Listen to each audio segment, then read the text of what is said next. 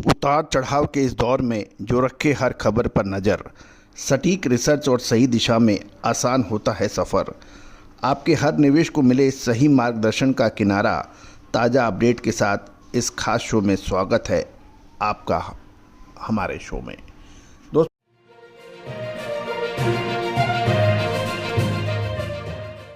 तो नमस्कार, colonel Ajay, CEO Ajay Astro Money Group First Global Astro Finance digital channel से आपसे मुखातिब होता हूँ।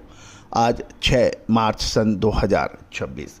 आज की इस एपिसोड में हम चर्चा करेंगे मध्य पश्चिमी एशिया के अंदर यानी ईरान, इजराइल और अमेरिका के बीच हुए चल रहे जियोपॉलिटिकल टेंशन और आपसी एक दूसरे के ऊपर आक्रमण से पूरा चावल यानी राइस इंडस्ट्री परेशानी में आ गई है।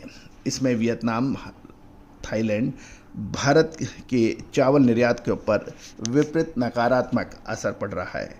जानिए रिपोर्ट विस्तार से। साथ साथ चैनल पसंद आए तो लाइक कीजिएगा, शेयर कीजिएगा और सब्सक्राइब कीजिएगा।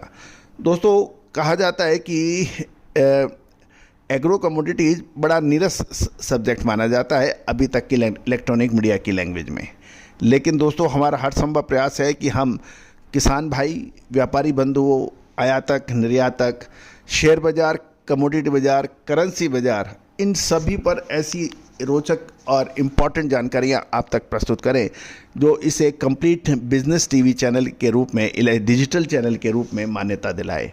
दोस्तों, मुझे बताते हुए बड़ी खुशी और हर्ष होता है कि आपने 2 करोड़ 21 लाख से अधिक व्यू, 13,800 से अधिक शो और 3,26,000 से ज़्यादा रजिस्टर यूजर का तोहफा आपने हमें दिया है।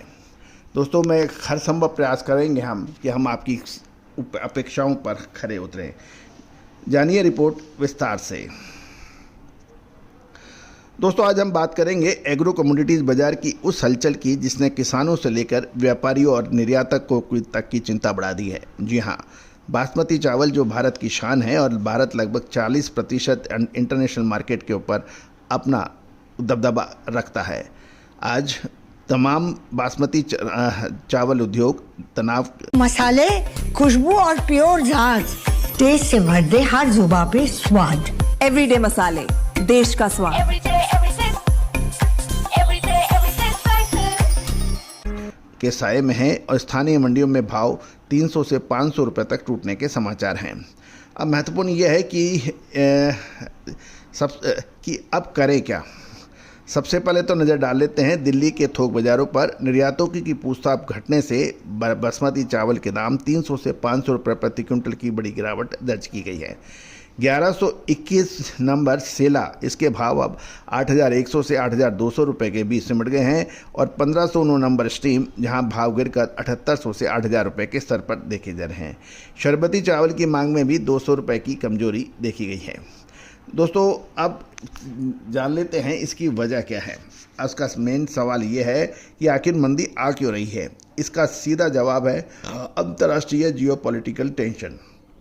मिडिल ईस्ट यानी मध्य पूर्व में जो युद्ध का साया है, ईरान, इराक, सऊदी अरब जैसे देश भारतीय बासमती के जो सबसे बड़े खरीदार हैं, युद्ध की स्थिति और हार्मुज जलडमरू मार्ग में अस्थिरता के कारण शिपमेंट रुक गए हैं।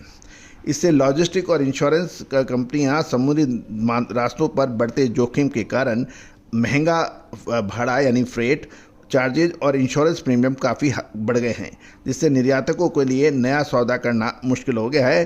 दूसरी ओर कच्चे तेल के अंदर दाम बढ़ने से समुद्री जहाज़ों का भाड़ा भी काफ़ी आसमान छू रहा है। भारत और थाईलैंड इस बार चावल की रिकॉर्ड फसल की पैदावार की है, जिससे सप्लाई ज़्यादा और डिमांड कम होने के कारण अंतर्राष्ट्रीय खरीदार वेट एंड वॉच की स्थिति में आ रहे हैं। जबकि अब ये माना जा रहा है कि युद्ध चूँकि अंतिम चरण के ऊपर माना जा रहा है, क्योंकि अमेरिका ने ईरान के सर्वोच्च रिलीजियस यानी नेता, टॉप मिलिट्री लीडरशिप को समाप्त कर दिया है और ईरान अब बदला लेने में आमादा है और वो लगातार हमले कर रहा है। लेकिन अब प्रश्न ये है कि ये कब तक, क्योंकि अमेरिका ने अपने जो मेन उद्देश्य या ऑब्जेक्ट है या एम है वो ऑलरेडी हासिल कर चुका है। ईरान के खुमैनी, टॉप मिलिट्री लीडरशिप और पॉलिटिकल लीडर्स का सफाया हो चुका है। अमेरिका के पास अब और युद्ध जारी रखने का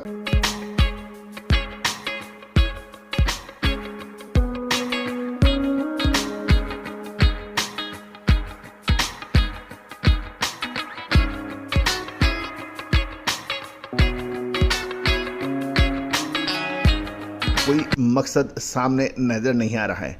ईरान प्रतिशोधात्मक कार्रवाई करते हुए अपने ballistic missiles, supersonic missiles, drones से सीमित इलाकों के अंदर हमले कर रहा है। लेकिन उम्मीद यह है क्योंकि अमेरिका ने अपना एम हासिल कर लिया है तो ये लड़ाई जल्द रुकने की उम्मीद बन गई है। यद्यपि काउंटर और एक दूसरे के खिलाफ युद्ध के प्रोपेगेंडा जारी रहेंगे, इसमें कोई दो राय नहीं है। ये हर युद्ध के बाद और युद्ध के दौरान होते हैं। लेकिन जब एम हासिल हो जाता है तो उसके बाद लंबी लड़ाई जारी रखना मानवता के हित में नहीं मानी जाती। उम्मीद है कि जल्दी ही विश्व के बड़े राष्ट्रों के नेता इस लड़ाई को रुकवाने में पहल करेंगे, जिससे न केवल ईरान, अमेरिका, इजराइल अपितु पूरी मानव जाति के लिए ये एक शुभ संकेत होगा यदि लड़ाई रुक जाएगी। लेकिन उम्मीद ये है कि आने वाले एक हफ्ते के अंदर कुछ सकारात्मक नतीजे आने की संभावना बन रही है। इसका सीधा असर कमोडिटी बाज़ार की वो कमोडिटीज़ जो युद्ध से प्रभावित हो गई हैं उसके अंदर अब दोबारा चाल आ जाएगी। अब खबर ये भी निकल के आ रही है कि बंदरगाहों पर बासमती चावल का बड़ा स्टॉक रुक गया है। और ये भी ध्यान देने वाली बात ये है, निर्यात का बड़ा हिस्सा बंदरगाहों पर रुका हुआ है। लगभग 1.5 से 2 लाख टन बासमती चावल विभिन्न बंदरगाहों पर रुका हुआ है। निर्यात का बड़ा हिस्सा जोखिम में है। भारत के कुल बासमती निर्यात का लगभग 70 से 72% हिस्सा खाड़ी के देशों में जाता है। इसमें सऊदी अरब, ईरान, इराक, UAE आदि माना जाता है। और जलडमरू होमर्ज के कारण व्यापार प्रभावित हो रहा है। अब जल्दी ही इसका समाधान निकलने की उम्मीद है। शुद्धता ऐसी जो हर घर की पसंद बने। सुधा महेश ठक्कर पावम, हल्दी के विश्वसनीय निर्यातक। आज ही संपर्क करें।